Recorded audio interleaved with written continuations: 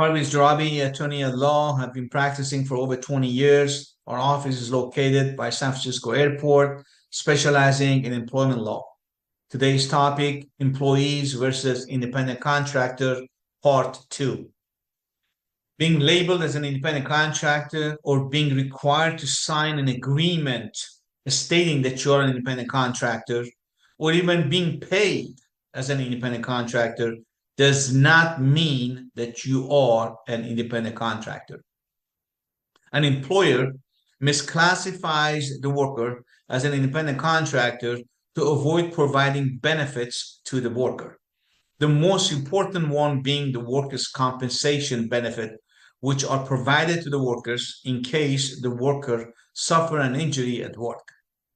An employer cannot just change a person's status from that of an employee to an independent contractor by merely putting it in writing and having a signed written agreement, or by issuing a 1099 form to that individual instead of a W-2 form for the payment of his or her wages.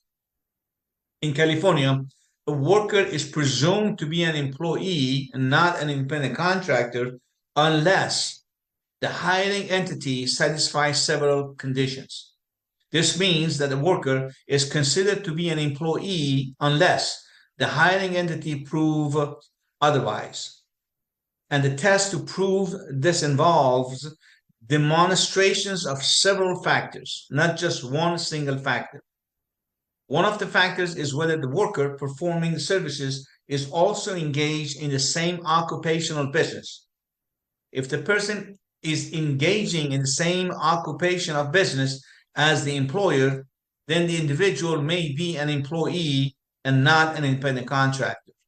For example, if the hiring entity hires someone to paint buildings while the hiring entity itself is a painter and has a painting business, or a hiring entity hires someone to do janitorial work while the business entity is a janitorial business. If however, a retail store hires someone to do janitorial work, the janitor may qualify as an independent contractor and not an employee. Or a 7-Eleven store hires a roofer to repair the roof. The roofer may qualify as an independent contractor. Other factors that are considered in determining one's employment status as an employee versus independent contractors are as follows. Whether the employer supplies the tools for the job or the worker who is hired brings the tools necessary.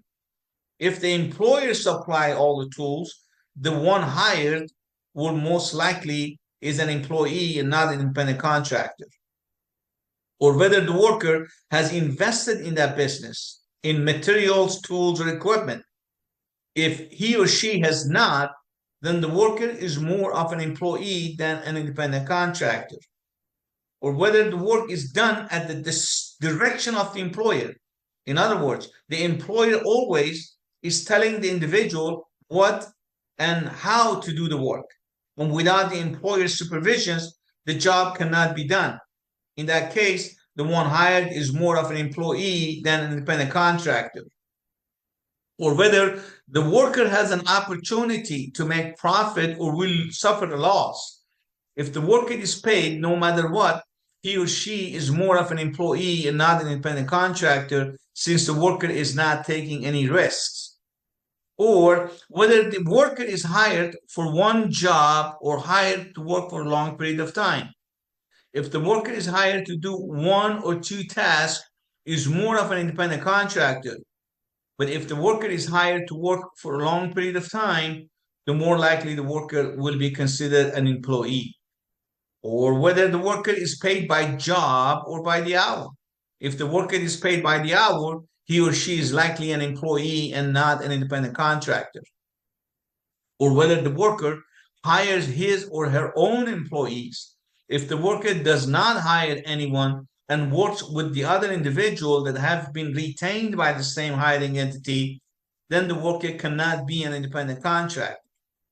Or whether the hiring entity has the right to fire the worker at any time, If, for example, the worker is not doing the job correctly, or if he or she is late coming to work, or for any other reason, if the hiring entity can fire that individual on the spot and there is no written agreement in place between the individual and the hiring entity, then the individual is more of an employee than an independent contractor. Or whether or not the worker and the potential employer believe they are creating an employee-employer relationship. For example, whether the individual hired must report to work or clock in at a certain time. Otherwise, he or she will be written up for being late. Whether the individual has a set schedule to come to work and a set time to leave for the day. In that case, the individual is more of an employee than an independent contractor. Please contact my office with any employment law questions for free consultations. Please be sure to like and subscribe and turn on your notification.